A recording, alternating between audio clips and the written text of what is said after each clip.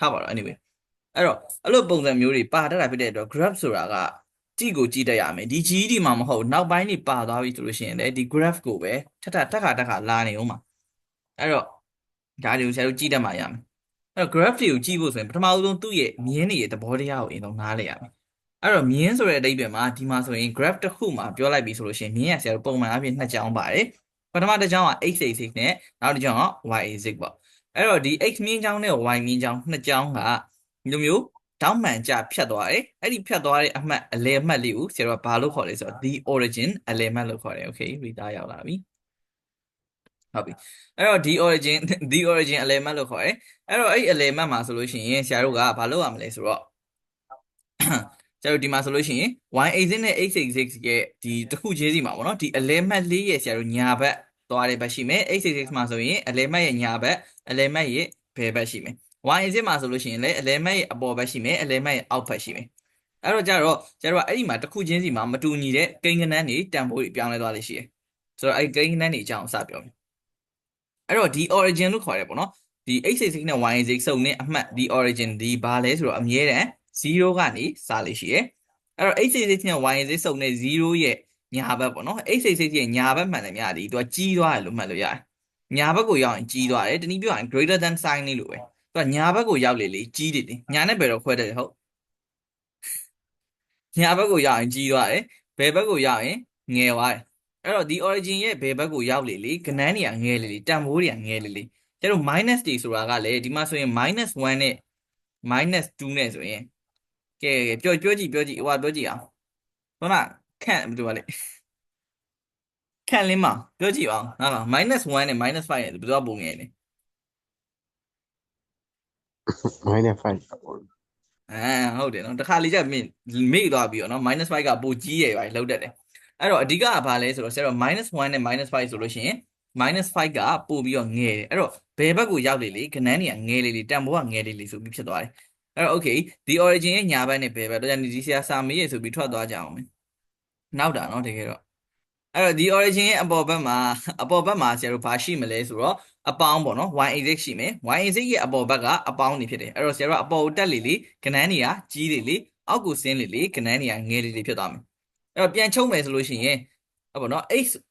ဆိုတဲ့မြင်းချောင်းနဲ့ဝင်ရိုးနဲ့ x ဝင်ရိုးနဲ့ y ဝင်ရိုးနဲ့ဖြတ်သွားတဲ့အချိန်မှာဆရာတို့အကွက်လေး၄ကွက်ပေါ်လာတယ်အဲ့ဒီ၄ကွက်တစ်ခုချင်းစီမှာဆရာတို့ဒီမှတ်မှာဆိုလို့ရှိရင်ကဏန်းတွေဒီတစ်ခုနဲ့တစ်ခုမတူဘူးတန်ဖိုးတွေ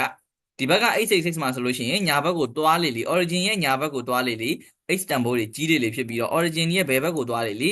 x တန်ဖိုးကငယ်လေ origin အပေါ်ဘက်ကိုသွားလေ y တန်ဖိုးကကြီးလေဖြစ်ပြီးတော့မှ origin ရဲ့အောက်ဘက်ကိုသွားလေ y တန်ဖိုးကငယ်လေဖြစ်လိမ့်မယ်ဆိုတော့ဒီသဘောတရားအားလုံးနားလည်ကြလိမ့်မယ်နောက်တစ်ခုကကြတော့ဆရာတို့ကဒီမှာဆိုလို့ရှိရင်ဒီ origin မှာဆိုလို့ရှိရင်ပေါ့နော်ဒီ x နဲ့ y နဲ့နှစ်ကြောင်းဖြတ်သွားတဲ့အချိန်မှာပေါ်လာတဲ့အကွက်၄ကွက်အကြောင်းအရင်ဆုံးကြည့်ရမယ်ဆိုတော့ဒီမှာဆိုလို့ရှိရင်ဆရာတို့အဲ့ဒါကိုဘယ်လိုခေါ်လဲဆိုတော့ quadrant နေလို့ခေါ်တယ်၄ပိုင်းစိတ်ပေါ့အဲ့တော့ဒီမှာဆိုလို့ရှိရင်ဆရာတို့ကညာဘက်ဒီပေါ်ဘက်ကနေစတယ်ပြီးတော့ anti clockwise လို့ခေါ်တယ်သူကနိုင်လက်တန်နဲ့ပြောင်းပြန်သွားတာအဲ့ဒါလေးကိုနည်းနည်းနားရှုပ်မှာဆိုလို့ပြန်ပြောပြမယ်အဲ့ပထမဦးဆုံးဆရာတို့ဒီကွက်ကို first quadrant second quadrant third quadrant နဲ့ fourth quadrant ဆိုပြီးတော့ sorry ဆရာလည်းရဲ့အမြင်လာတယ်အဲ့တော့ fourth quadrant ဆိုပြီးတော့ဆရာတို့ quadrant ၄ပိုင်းစိတ်၄ခုခွဲလိုက်တယ်ပေါ့နော်အဲ့ဒါပြီးတော့မှ quadrant တစ်ခုချင်းစီဆရာတို့ဒီအပိုင်းကို၄ပိုင်းစိတ်တစ်ခုလို့ခေါ်တယ်အဲ့လိုပုံစံမျိုးပေါ့နော်အပိုင်းက၄ပိုင်းစုစုပေါင်းရှိလိမ့်မယ်အဲ့တော့ anti clockwise ဆိုတာနိုင်လက်တံပြောင်းမြန်တိုင်းသွားတယ်1 2 3 4ပေါ့နော်အဲ့လိုပုံစံသွားလေးရှိရဆိုတော့အဲ့လိုသွားတာဘာထူးကြလဲဘာဖြစ်လဲဆိုတာကိုပြောပြမယ်ပထမအဦးဆုံးတစ်ချက်အနေနဲ့ဆရာတို့ကဒီပေါ့နော် coordinate ပေါ်မှာဆရာတို့နေရာချတာနေသွားစပြီးပြောမယ်အဲ့တော့ဒီလိုမျိုး coordinate plane ပေါ်မှာနေရာချမယ်အမှတ်တွေကိုနေရာချမယ်ဆိုလို့ရှိရင်ဆရာတို့ကဒီမှာဘာလုပ်လိမ့်ရှိလဲဆိုတော့တန်ဖိုးနှစ်ခုနဲ့ဆုံးဖြတ်လိမ့်ရှိတယ်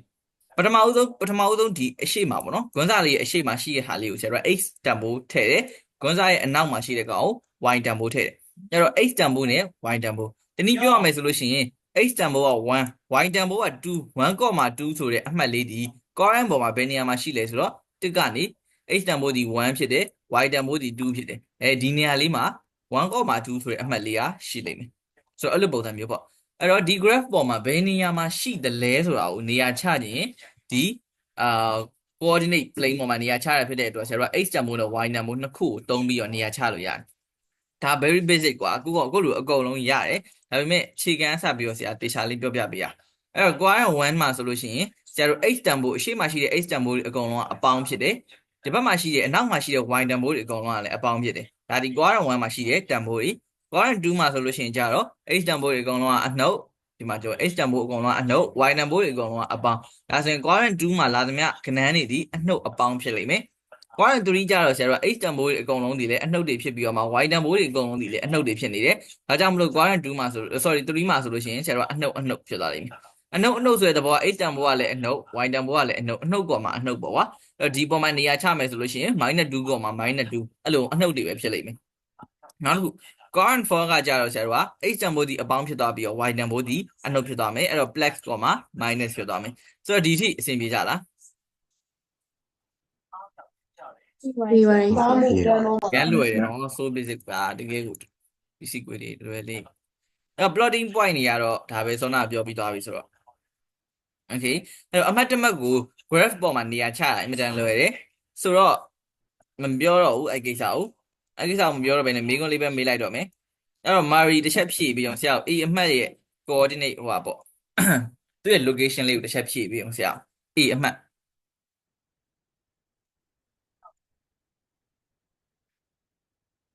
hello -2 yes -2 ဟုတ် A ဆ အမှတ် ရာ -2 မနှောင်းနဲ့-2,1 အဲ့လိုလုပ်ပါအဲ့တော့ဆရာတို့အမှတ်တမဲ့ကိုပြောမယ်ဆိုလို့ရှိရင် x တန်ဖိုးနဲ့ y တန်ဖိုးပါရတယ်ဒီမှာဆိုလို့ရှိရင်-2ဒီဘက်မှာ1 -2,1 okay ကဲနောက်တစ်ယောက်ပြောကြည့်မယ်အဲ့တော့ဖူးပြည့်စုံကြောပြောကြည့်အောင်သမီး b ကရော 3 comma minus 2ပါဆရာ 3, -2 okay ဒါဒီကောင်ကကလေးကိုသိရဆိုတာဆရာသိရဒါပေမဲ့နည်းနည်း active ဖြစ်သွားအောင်လို့ active landing ဖြစ်သွားအောင်လို့ဆရာမေးပေးတာအဲ့တော့ okay နောက်တစ်ခါကျတော့ graphing line ပေါ့နော်မြင်းတွေကိုနေရာချရမယ်စောနာအမှတ်တွေကိုနေရာချရ point တွေကိုနေရာချရအခုကျတော့ဆရာတို့က graph တွေကိုနေရာချမယ် sorry line တွေကိုနေရာချမယ်ပေါ့နော်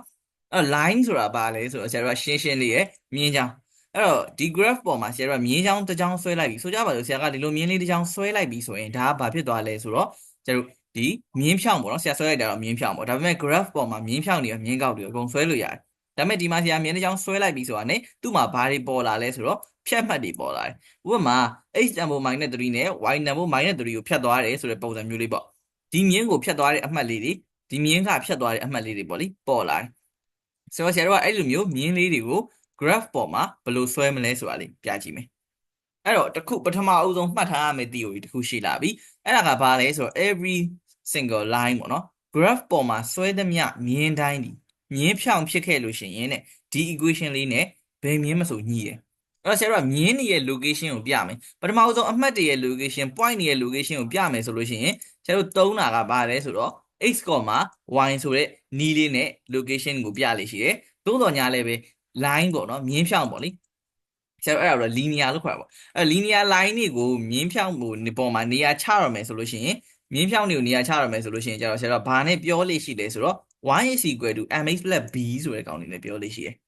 ဒါမြင်းဖြောင်းပေါ်မှာပဲမှန်တာเนาะတချို့မြင်းကောက်တွေမှာဒီ equation ကအလုံးမလုံးဘူးအဲ့တော့ point တွေကိုပထမဆုံး summary နဲ့မှတ်ရမှာ point တွေကိုနေရာချရမယ်ဆိုလို့ရှိရင် graph ပေါ်မှာ x,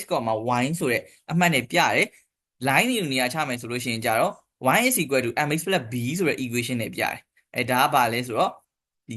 အမှတ်တွေမြင်းတွေကိုဟောပေါ့နော်ဘယ်လိုပြလဲဆိုတော့ graph ပေါ်မှာဘယ်လိုပြလဲဆိုတဲ့နည်းပေါ့အဲ့တော့ y is equal to mx plus b ဆိုတဲ့ slope formula လေးကိုအရင်ဆုံးကြည့်အောင် sorry slope တောင်ဖြစ်တယ် slope intercept form လေးကိုအရင်ကြည့်အောင်အဲ့တော့ y is equal to mx plus b ကတော့ဟုတ်ပါပြီ y ကတော့ y အမှတ်ကဲငါတို့တည့်ရထားလိုက်တော့ x ကတော့ x အမှတ်ပဲဒါဆိုလို့ရှိရင် b ကပါလေ m ကပါလေ m ဆိုတာ slope b ဆိုတာ y intercept ဘာမှမသိသေးဘူးရရခဏထားလိုက်အောင်ဆရာတို့အောက်မှာဆက်ကြည့်အောင်အဲ့တော့တခုမှတ်ရမှာကမြင်းဖြောင်းတိုင်းမှာဒီ equation နဲ့ညီရဲဆိုတာကိုမှတ်ထားမယ်เนาะအဲ့ဒါမှတ်ထားရင်ရပြီ y is equal to mx plus b okay အဲ့ဘယ်လိုပုံစံမျိုးလေးလဲဆိုတာလေးတစ်ချက်ပြန်ပြောပြမယ် y is equal to mx plus b ဆိုတာက y နေရာမှာ y ရှိမယ်m ဆိုတဲ့ slope နေရာမှာ2ဆိုတဲ့ကောင်လေးရှိမယ်sorry y intercept ဆိုတဲ့နေရာမှာ15ဆိုတဲ့ကောင်လေးရှိမယ်အဲ့ဒီသိရင်ရပြီကျန်တဲ့ဟာတွေနားမလဲသေးခဏနေအောင်ရတယ်အဲ့ပထမဦးဆုံးဆရာတို့ကကဲဟုတ်ပြီပေါ့နော်ငါတို့ equation တစ်ချောင်းတော့သိပြီပေါ့မြင်းတစ်ချောင်းရဲ့ equation ကိုသိပြီဆိုတော့အဲ့ဒီမြင်းတစ်ချောင်းရဲ့ equation ကိုသုံးပြီးတော့ဆရာတို့က graph ပေါ်မှာဘယ်လိုဆွဲရမလဲအဲ့ဟာလေးနဲ့စပြောမယ် ဒါကိုဆရာတို့10တန်းနေ8တန်းနေ9တန်းနေတက်ဖူးတဲ့သူတွေဆိုရင်ကောင်းကောင်းကြီးသိလိမ့်မယ်ဆရာတို့မြင်းတစ်ချောင်းပေးထားတယ်အဲ့ဒီမြင်းကို graph ပေါ်မှာဘယ်လိုနေရာချမလဲတနည်းပြောရရင်ဘယ်လိုဆွဲမလဲဆိုတာကိုဒီမှာပထမဆုံးစကြည့်လို့ရတယ်အဲ့တော့ဆရာတို့မြင်းတစ်ချောင်းပေးလိုက်တယ်မြင်းဆိုတာကနော် equation ကိုပြောတာအဲ့တော့ equation တစ်ချောင်းပေးလိုက်တယ်အဲ့ဒီ equation နဲ့သက်ဆိုင်တဲ့မြင်းကို graph ပေါ်မှာဆွဲပါလို့ပြောမယ်ဆိုလို့ရှိရင်ဆရာတို့ graph ပေါ်မှာပုံဆွဲဖို့အတွက်အဓိကလိုတာကဘာလဲဆိုတော့မြင်းဖြောင်းတစ်ချောင်းဆွဲဖို့အတွက်ဆိုရင်2 points အမှတ်2ခုလိုတယ်ပထမဆုံးမှတ်တာနော်အဲ့တော့မြင်းဖြောင်းတစ်ချောင်းဆွဲဖို့ဆိုလို့ရှိရင်အမှတ်2ခုသိဖို့လိုတယ်သူကမြင်းဖြောင်းရဲ့ equation ကိုပေးထားတယ်ဆရာတို့အမှတ်2ခုကိုမပေးထားဘဲနဲ့ graph ပေါ်မှာဒီမြင်းကိုနေရာချခိုင်းတယ်အဲ့တော့ဆရာတို့ဘယ်လိုသုံးမလဲဆိုတော့ y is equal to 3x plus 1ဖြစ်တဲ့အတွက်ကြောင့်မလို့ဆရာတို့ကဒီ y နေရာမှာ sorry x နေရာမှာကြိုက်တဲ့ကဏ္ဍကိုအစားသွင်းပြီးတော့ y တန်ဖိုးကိုရှာလို့ရတယ်အဲ့ဒါကိုနည်းနည်းနားရှုံရင်ဆရာပြန်ရှင်းပြမယ်ဆိုကြပါစို့ဆရာတို့ကဒီ x ဆိုတဲ့နေရာလေးကသာ0ပေါ်မှာရှိခဲ့လို့ရှိရင် y တန်ဖိုးကဘယ်လောက်ဖြစ်မလဲ if x equal to 0တကယ်လို့ x ကသာ0နဲ့ညီခဲ့မယ်ဆိုလို့ရှိရင် y တန်ဖိုးဘယ်လောက်ဖြစ်မလဲလို့ဆရာတို့တွက်လိုက်တဲ့အချိန်မှာ1ဆိုပြီးရတယ်အဲ့တော့ဆရာတို့အမှတ်တမဲ့ရသွားပြီ x တန်ဖိုး0ဖြစ်မယ်ဆိုလို့ရှိရင် y တန်ဖိုးဒီ1ရဖို့ရလိမ့်မယ်ဒါဒီပါလဲဆိုတော့ဒီ graph ပေါ်မှာသုံးပြီးတော့နေရာချလို့ရတဲ့အမှတ်လေးတစ်မှတ်ရသွားတယ်အဲ့လိုမဟုတ်ဘူး x တန်ဖိုးက1ဖြစ်မယ်ဆိုလို့ရှိရင် y တန်ဖိုးဘယ်လောက်ဖြစ်မလဲတွက်လိုက်တော့4ရတယ်အဲ့ဒီတော့ဆရာတို့1.4ဒါကဘာကိုပြောချင်တာလဲဆိုတော့ဆရာတို့ဆွဲမဲ့မြင်းလေးကနေပြီးတော့ဖြတ်သွားတဲ့အမှတ်လေးတွေကိုဆရာတို့ကဒီ equation ကိုသုံးပြီးတော့တွက်ထုတ်လိုက်တယ်ဆိုတဲ့သဘောပဲအဲ့ဒီ equation ဒီမြင်းဖြောင်းကိုစားပြုတယ်အဲ့ဒီမြင်းဖြောင်းဆွဲလိုက်တဲ့အချိန်မှာဖြတ်သွားတဲ့အမှတ်လေးတွေကိုလိုချင်ကြတော့ဆရာတို့အစားသွင်းပြီးတော့တွက်ကြည့်လို့ရတယ်အစားသွင်းနေဆိုတာကြိုက်တဲ့ကဏ္ဍအစားသွင်းလို့ရတယ်ဆရာကတော့သေးတဲ့ကဏ္ဍလေးတွေရပဲအစားသွင်းလို့ခြင်းနဲ့ဘာလို့လဲဆိုတော့ကြီးတဲ့ကဏ္ဍလေးဆိုရင် graph ပေါ်မှာဆွဲရတာရှုပ်တယ်အဲ့တော့ဆရာတို့က x ကို0ဖြစ်ခဲ့ရင် y တန်ဖိုးဘယ်လောက်ဖြစ်မလဲ y က0ဖြစ်ခဲ့ရင် x တန်ဖိုးဘယ်လောက်ထွက်မလဲစသဖြင့်အဲ့လိုမျိုးရှာပြီးတော့မှဆရာတို့ကအမှတ်2မှတ်အပဲတစ်ခုပေါ့နော်ရှာပြီးတော့ဆရာတို့ဒီမှာအဲ့အမှတ်2မှတ်ကိုနေရာချလိုက် graph ပေါ်မှာပြီးရင်အဲ့အမှတ်2မှတ်ကိုဆက်ပေးလိုက်ဒါဆိုလို့ရှိရင်ဒီသူပေးထားတဲ့ equation ရဲ့မြင်းကိုရတယ်ဆိုတော့ဒီထိရမလား ရပါတယ်ဆရာ okay အဆင်ပြေကြမယ်နော်လွယ်ပါတယ်ဒီထိလွယ်တယ်အဲ့တော့ဆရာတို့ y intercept နဲ့ x intercept လေးအကြောင်းဆက်ပြောကြမယ်အဲ့တော့ Sona equation မှာပါတယ် y is equal to mx plus b ဆိုတာရှိတယ်အဲ့တော့တချို့ကလေးတွေကရတာရရှိလိမ့်မယ်နော်ဒါပေမဲ့ဆရာတို့ graph နဲ့ function ဆိုတာအခြေခံကြလေးတေချာလေးနားလည်ထားရင်ပိုကောင်းတယ်အဲ့တော့မပြင်းမဲနဲ့တေချာလေးနားထောင်ကြပါဒါတွေကအခြေခံနေ so basic ပဲအရန်အခြေခံကြလို့ねတချို့ကြအရန်နားလဲတော့ sorry တော်တော်များများသိပြီးရဖြစ်တဲ့အတွက်ကြောင့်မလို့အဲ့လိုနည်းနည်းပြင်းတတ်ကြတယ်မပြင်းနဲ့တေချာလေးနားထောင်ပါနော်တစ်နာရီ2နာရီလောက်ပဲအဲ့တော့ဒီဟာလေးပြီးသွားရင်ဆရာတို့ graph ရဲ့အခြေခံ function ရဲ့အခြေခံတေချာလေးသိသွားလိမ့်မယ်အဲ့တော့ Sona formula လေးဒီ y is equal to mx plus b ဖြစ်ပါတယ်အဲ့တော့ mx plus b မှာဆရာကပြောခဲ့တာက b ဒီ y intercept လို့ပြောခဲ့တယ် intercept ဆိုတဲ့စကားလုံးကဘာလဲအဲ့ဟာကိုဆရာတို့စပြီးရှင်းကြမယ်အဲ့တော့ intercept ဆိုတာဘာလဲဆိုတော့ဆရာတို့မြန်မာလိုပြောမယ်ဆိုရင်တော့ဖြတ်မှတ်ပေါ့ဖြတ်သွားတဲ့အမှတ်ကိုပြောချင်တာဖြစ်တယ် x intersect x ဖြတ်မှတ်လို့မြန်မာလိုဘာသာပြန်လို့ရမယ် x ဖြတ်မှတ်ဆိုတာဘာလဲ x ဝင်ရိုးပေါ့ကိုမြင်းလေးလာတဲ့အချိန်ကြိုက်တဲ့မြင်းတစ်ချောင်းလာဆရာတို့ဒီဘက်ကနေမြင်းတစ်ချောင်းဆွဲလိုက်တယ်အဲ့ဒီမြင်းလေးဒီဟောဒီ x ဝင်ရိုးပေါ့ကိုဖြတ်သွားတဲ့အမှတ်ကိုဆရာတို့ x intercept လို့ခေါ်တယ်ကြိုက်တဲ့မြင်းတစ်ချောင်းကြိုက်တဲ့စီကနေလာ y ဝင်ရိုးကိုဖြတ်သွားတဲ့အမှတ်ကိုအဲ့ဒီအမှတ်ကိုဆရာတို့ y intercept လို့ခေါ်တယ်အဲ့တော့ x intercept y intercept ဆိုတာကဘယ်ကလာတဲ့မြင်းတစ်ချောင်းပဲဖြစ်ဖြစ်ဆရာတို့ y ဝင်ရိုးကိုဖြတ်သွားရင်အဲ့ဒါ y intercept ပဲ x ဝင်ရိုးကိုဖြတ်သွားရင်အဲ့ဒါ x intercept ပဲရမယ်နော်x ဝင်ရိုးကိုဖြတ်တဲ့အမှတ်ဒီ x intercept ဖြစ်ပြီးတော့ y ဝင်ရိုးကိုဖြတ်တဲ့အမှတ်ဒီ y intercept ဖြစ်မယ်အဲ့တော့တချို့မြင်းတွေကကျတော့ဆရာတို့ဒီလိုပဲဖြတ်တာရှိမယ်ဒါဆိုလို့ရှိရင်သူ့မှာ x intercept ပဲရှိမယ်တချို့မြင်းတွေကဒီလိုဖြတ်တာရှိလိမ့်မယ်ဒါဆိုရင်သူ့မှာ y intercept ပဲရှိလိမ့်မယ်အဲ့လိုမျိုးတွေလည်းရှိကောင်းရှိတယ်တချို့ကျတော့လည်း x ကော y ကော intercept တွေရှိတယ်အဲ့တော့ဒါမျိုးမြင်းတွေပေါ့ဒါမျိုးဆိုရင်တခါတည်း x ကော y ကောကိုဖြတ်သွားတယ်အဲ့တော့ okay ဆရာတို့ x intercept နဲ့ y intercept ရဲ့သဘောတရားလောက်ကိုတော့အကြံဉာဏ်သိပြီးဒါဆိုရင်ဘယ်လိုသုံးရမှာလဲအဲ့ဒါကိုစကြည့်မယ်အဲ့တော့ y intercept ဆိုတာကမြင်းတစ်ချောင်းကလာတယ် y ကိုဖြတ်တယ်ဒါဆိုရင်ဒါဒီ y ဖြတ်မှတ် y intercept ပေါ့အဲ့တော့ okay ဒီဖြတ်မှတ်လေးကိုတေချာလေးကြည့်လိုက်တဲ့အချိန်မှာဆိုလို့ရှိရင်သူ့ရဲ့ x တန်ဖိုးအရင်ဆုံးသွားကြည့်တယ်အဲ့တော့ x တန်ဖိုးကသွားကြည့်မယ်ဆိုတော့ဆရာတို့ x တန်ဖိုးကိုကြည့်ခြင်း x axis ပေါ်ကိုကြည့်လိုက်တော့အောက်ကိုလွှဲနေမြင်ရအဲ့ x axis ပေါ်ကိုကြည့်လိုက်တော့ဒီနေရာဘယ်နေရာကိုသွားကျနေလဲဆိုတော့ဒီ origin လို့ခေါ်တယ်0နေရာကိုသွားကျနေအဲ့တော့ကျွန်တော်ပြောချင်တာကဘာလဲဆိုတော့မြင်းတစ်ချောင်းဒီ y ပေါ်မှာဖြတ်လိုက်လို့အမှတ်တစ်ခုပေါ်လာပြီဆိုရင်အဲ့ဒီအမှတ်ဒီ x ဝင်ရိုးပေါ်မှာဆိုလို့ရှိရင်သူ့ရဲ့တန်ဖိုးကအမြဲတမ်း0ဖြစ်နေတတ်တယ် အဲ့တော့ဆိုလိုတဲ့အိဗယ်က y ကိုဖြတ်တဲ့ y intercept မှာ h တန်ဖိုးကအမြဲတမ်း0ဖြစ်တတ်တယ် x ကိုဖြတ်တဲ့ x intercept မှာဆိုလို့ရှိရင် y ရဲ့တန်ဖိုးကလည်းအမြဲတမ်း0ဖြစ်တတ်တယ်ဘာလို့လဲဆိုတော့သူ့ရဲ့ဒီမှာ y ရဲ့တန်ဖိုးဒီ origin ပေါ်ကိုတွားရောက်တာဖြစ်တဲ့အတွက်0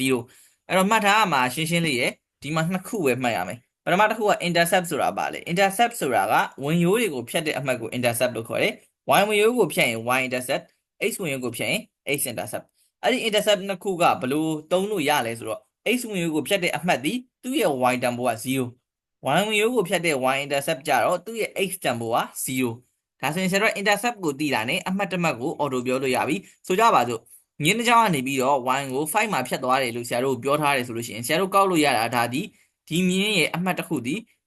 0.5လို့ပြသတ်မှတ်လို့ရတယ်ဘာလို့လဲဆိုတော့ y intercept ဆိုရင် x ကအမြဲတမ်း0မလို့ဆိုတော့ဒါလေးကိုသုံးတတ်မယ်နော်ကလေးကိုရမယ်နော်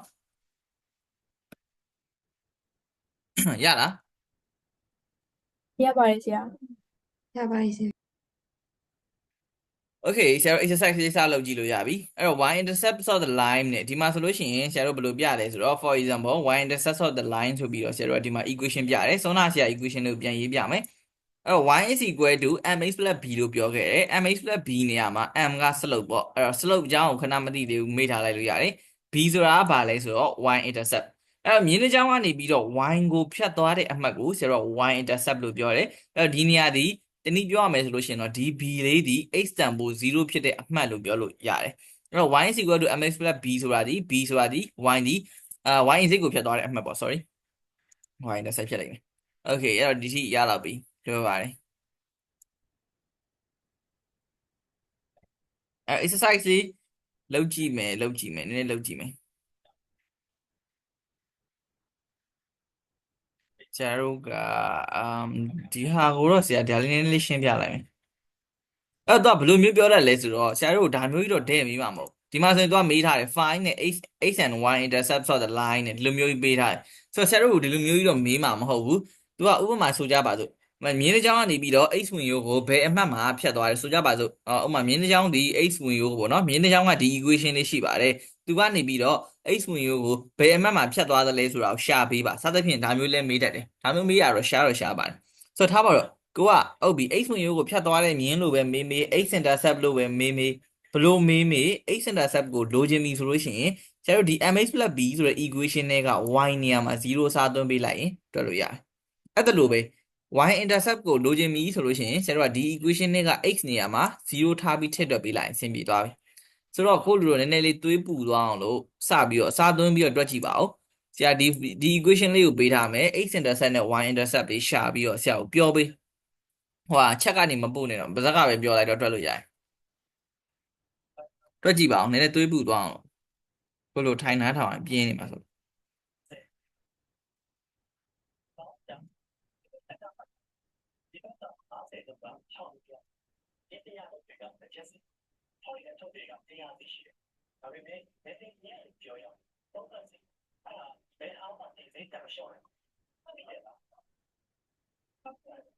ကိုလိုပြီးရင်ပြောနော်ချိန်ကြိုင်းမြူနဲ့နော်ဆရာတို့တခြားဟာတွေဆက်သွားအောင် x intercept နဲ့ y intercept ကိုတွက်ပေးပါ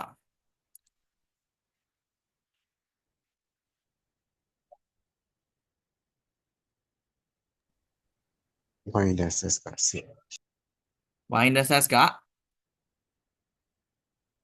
ဘယ်လောက် sorry ဆရာတခြားမကြားလိုက်လို့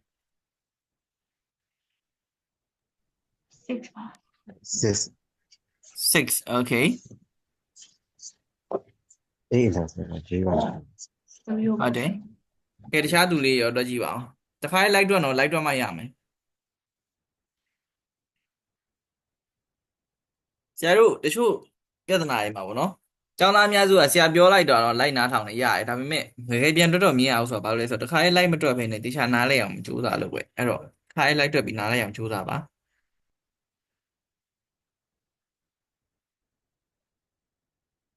လွယ်ပါတယ်ဒါလေးတွေအញ្ញမ်းလို့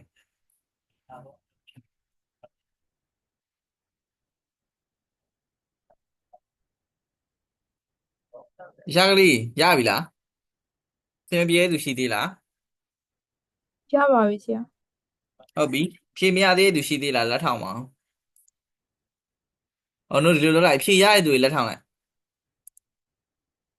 y intercept က6ထွက်ရမယ် x intercept က3/2ရရမယ်ဖြေရတယ်သူတွေလက်ထောင်မှာ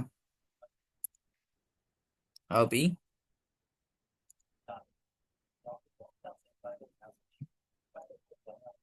โอเคကုန်ရတယ်ပုံမယ်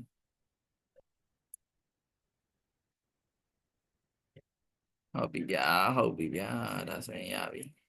โอเคရပြီအားလုံးလက်တွေပြန်ချလို့ရပါပြီအားလုံးလက်တွေလေပေါ်မှာမြောက်ထားတော့လေရဲနေပြန်ချလို့ရ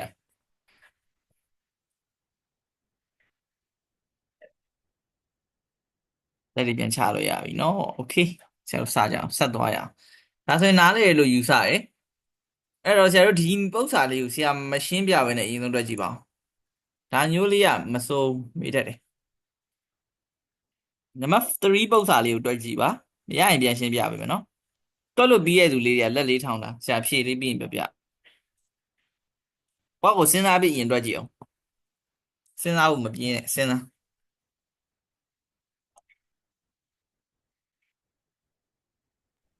Yeah, clearly the shut up. no ဒါမလို့ graph မလို့ဒါ graph နဲ့မဆိုင်ကိုနံပါတ်3ကဒီတိုင်းလေးပဲပါ Number 2, Matthew. 3 number 3 Answer of what? answer ကဒါပဲပါတာလို့1 2 3တဲ့ Number 2. 2ကိုပြောတာမ Number ဟုတ် 2. 3ကိုပဲတွက်ခိုင်းတာဆရာ2မတွက်ခိုင်း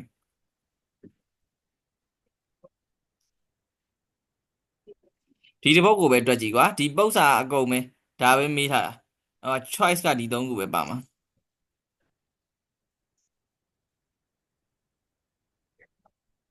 ဘယ်လိုတွက်မလဲစဉ်းစားပြီးတွက်ကြည့် Yes. အုံနောက်စားပါ Okay. Number 2ရက်တနာပြီးတော့လား ဟုတ်ပြီတော့ဆရာ အဲ့လိုဖြစ်နေရမယ်โอเคပြီးရင်လက်ထောင်မှာ လက်ညှိုးထောင်ဤပုံတူပေါ်တယ် Minus 6. Minus 6. တင်းတီပြီးသွားရလား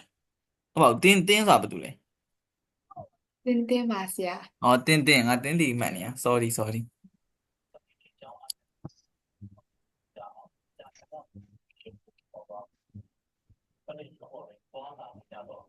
okay တဝက်လောက်ကမရသေးဘူးလှုပ်တာခေါင်းသုံးမယ်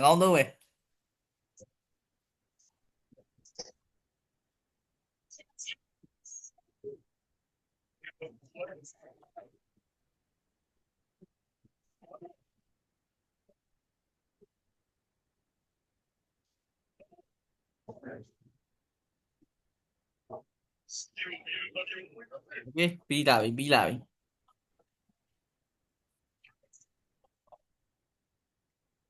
တခြားစဉ်းစားနော်ဆရာနည်းနည်း hint ပေးမယ်အဲ့တော့ point နေကနေပြီးတော့5 -6 ပေါ့နော်အမှတ်တစ်ခုရှိပါတယ်တဲ့ point နေအဲ့ဒီ point ကိုတဲ့ဆရာတို့မြင်းဆွဲလိုက်တယ်ပေါ့နော် equation တစ်ကြောင်းဆွဲလိုက်တယ်အဲ့ဒီ equation ကအဲ့ဒီအမှတ်ကိုဖြတ်သွားတယ်လို့ပြောထားတယ်ဒါဆိုလို့ရှိရင်အဲ့ဒီ equation ကဘယ်ဟာလဲလို့မေးတာအဲ့ဖြတ်သွားတဲ့ equation ဖြတ်သွားတယ်ဆိုတဲ့အဓိပ္ပာယ်ဒီဘယ်လိုလဲကဲလက်ထောင်ပြီးတဲ့သူတွေပြောကြည့်ပါဦးဘယ်လိုနားလည်လိုက်လဲဟုတ်စားအောင်ပြောတော့ volunteer လေးလုပ်ပြီးဖြေပေးပါဦးဘယ်လိုနားလည်ဘယ်လိုတွက်လိုက်လဲ equation နဲ့ကို h dy တွေအစားသွင်းလိုက်တဲ့အခါမှာမှန်တယ်လဲဆိုရင်အဲ့ equation ကမှန်တယ်လို့ That's right okay မှန်တယ်ခင်ဗျာအဲ့တော့ဆရာတို့ကဘယ်လိုလဲဆိုတော့ဆောနာဆရာပြောဟိုပြီးရဲ့သူလေးတွေဖြေဘယ်လောက်ရလဲပြောအောင်တော့ကြနေလိုရဲနေအောင်မယ် နံပါတ်2ပါဆရာ Number 2, Matthew. ဟာအမှစလွဲပြီ နံပါတ် 3ဟုတ်ပြီအဲ့အဖြေကိုမရှင်းခင်မှာပု္ပ္ပစာကိုရင်ရှင်းမယ်အဲ့တော့တရားလက်မထောင်ရသေးတဲ့လူလေးတွေနော်မရှိတော့တော့ထင်ပါတယ်အဲ့တော့ဆရာပြပြမယ်အရင်ဆုံးပု္ပ္ပစာရဲ့သဘောတရားကိုအရင်ဆုံးရှင်းပြမယ်သူကအမှတ်တစ်ခုရှိတယ်ဟုတ်ပြီဒီအမှတ်တစ်ခုရှိတယ်ပေါ့နော်အဲ့တော့ဒီအမှတ်ကနေပြီးတော့မြင်းတစ်ကြောင်းကနေပြီးတော့အဲ့ဒီအမှတ်တစ်ခုကိုဖြတ်သွားတယ်5 -6 အဲ့တော့ဆရာဒီနေရာမှာဆရာ5 -6 ကိုအမှတ်တစ်ခုချလိုက်မယ်ဆိုကြပါစို့5 -6 ပေါ့တော်တော်လောက်ရှိလိမ့်မယ်ဒီအမှတ်လေးတစ်ခုရှိမယ်တဲ့ A ပေါ့အဲ့ဒီအမှတ်တစ်ခုကိုမြင်းတစ်ကြောင်းကလာပြီးတော့ဖြတ်သွားတယ်ဘယ်လိုမြင်းလဲတော့မသိအဲ့တော့ငါမဖြတ်ဘူးဖြစ်မြင်းတစ်ကြောင်းကလာပြီးတော့ဖြတ်သွားတယ်ဘယ်လိုမြင်းလဲမသိဘူးအဲ့တော့အဲ့မြင်းကိုစဉ်းစားရတော့မယ်ဆိုတော့ဆရာတို့ကဒီမြင်းဒီအမှတ်ပေါ်မှာဖြတ်သွားတယ် pass through လုပ်သွားတာဖြစ်တဲ့အတွက်ကြောင့်မလို့ဒီအမှတ်ရဲ့ပေါ့နော် h တန်ဖိုးက5 -6 ဟုတ်လားဟုတ်တယ်နော်အဲ့တော့5 -6 ဆိုတော့ဒီအမှတ်ရဲ့ h တန်ဖိုးလေးဒါဒီမြင်းထဲမှာဝင်ခဲ့မယ်ဆိုလို့ရှိရင်သူ့ရဲ့ y တန်ဖိုးထွက်မှာပဲသူတို့အဓိပ္ပာယ် pass ထုတ်သွားတယ်ဆိုတဲ့အဓိပ္ပာယ်ကဆရာတို့ဖြတ်သွားတယ်ဆိုတဲ့အဓိပ္ပာယ်ဒါကြောင့်မလို့ဆရာတို့သူ့ရဲ့ h တန်ဖိုးထည့်မယ်ဆိုလို့ရှိရင် y တန်ဖိုးတွေလည်းထွက်လာဒါကြောင့်မလို့ဆရာတို့ကအဲ့လိုမျိုးရှာတဲ့အချိန်မှာ equation တွေကိုခဏတော့ mute ထားပေးလို့ရလားဘာလို့လဲမသိโอเคရတယ်အဲ့တော့သူ့ရဲ့ဘယ်တန်ဖိုးလဲ sorry သူ့ရဲ့ h တန်ဖိုးလေးကိုဒီ equation တစ်ခုလေပေါ့နော်ဆရာတို့ကြိုက်တဲ့ equation ထဲမှာအစားသွင်းလို့ရတယ်ဆရာတို့ကဒီ h တန်ဖိုးလေးကိုဒီနေရာမှာအစားသွင်းလိုက်လို့ y တန်ဖိုးကအမှန်ထွက်တယ်ဆိုလို့ရှိရင်အဲ့ဒီအမှတ်လေးဒီမြင်းပေါ်မှာဖြတ်သွားတယ်ဆိုတဲ့အဓိပ္ပာယ်တနည်းပြောရင် pass through ဖြစ်သွားတယ်ဆိုတဲ့အဓိပ္ပာယ်အဲ့စောနာဆရာလေးပြောခဲ့ပါတယ်အမှတ်တွေဆိုတာကမြင်းပေါ်မှာဖြတ်သွားမသွားကိုသိချင်ရင်သူ့ရဲ့ h တန်ဖိုးထည့်ကြည့်လို့ y တန်ဖိုးထွက်ရတယ်အဲ့ဆရာတို့လူမျိုး pass through ဖြတ်သွားသလားတို့မဖြတ်သွားဘူးလားလို့အဲ့လိုပုံစံရဆိုလို့ရှိရင်ဆရာတို့အမှတ်တစ်မှတ်ပေးထားမယ်ဆိုလို့ရှိရင်အဲ့ဒီအမှတ်ကိုဒီ equation ထဲကိုထည့်လိုက်ဒါမှမဟုတ်ဆရာတို့ဒီမှာ equation ပေးထားပြီးတော့မှအမှတ်တွေအများကြီးပေးထားရဆိုလို့ရှိရင်လည်းအဲ့ဒီအမှတ်တွေကို equation ထဲကိုထည့်လိုက်ရှင်းရှင်းလေးရအဲ့ဆရာတို့ h တန်ဖိုးထည့်လို့ y တန်ဖိုးထွက်လာပြီဆိုရင်ဖြေမှန်တယ်အဲ့ဆရာဒီထဲမှာ2ထဲမှာထည့်ကြည့်မယ်h တန်ဖိုးနေရာမှာ5ထည့်ကြည့်လိုက်တယ်4 5 4 20အဲ့တော့ -20 ရတယ်တစ်ဘက်က black 40အဲ့တော့ဘယ်ဟာထွက်လဲဆိုတော့ y တန်ဖိုး y is equal to ဘယ်လောက်ထွက်သွားလဲဆိုတော့-6ဆိုပြီးထွက်သွားတယ်ဒါဆိုလို့ရှိရင်ဒါမှန်တယ်လို့ယူဆလို့ရတယ်3မှာဆရာတို့ထည့်ကြည့်မယ်အဲ့တော့9 2 10အဲ့တော့-10ရတယ်ဒီဘက်က-13ဆိုတော့မမှန်တော့ဘူးဟုတ်လားအဖြေကဘယ်လောက်ထွက်သွားလဲ-23ထွက်သွားတယ်ဆရာတို့လိုချင်တာ-6အဲ့တော့အဖြေကမမှန်တော့ဘူးအဲ့တော့ choice 2ကဒါအမှန်ဖြစ်တယ်ဆိုတော့ဒီအထိရှင်းမရှင်းတဲ့သူရှိသေးလားဟယ်လိုမရှင်းတဲ့သူရှိသေးလား မရှိတော့ မရှိပါစေ Okay မရှင်းရင်ပြန်မေးတော့ရတယ်ဟုတ်ပြီအဲ့တော့ဆရာတို့ချင်းနေကောင်းပြီ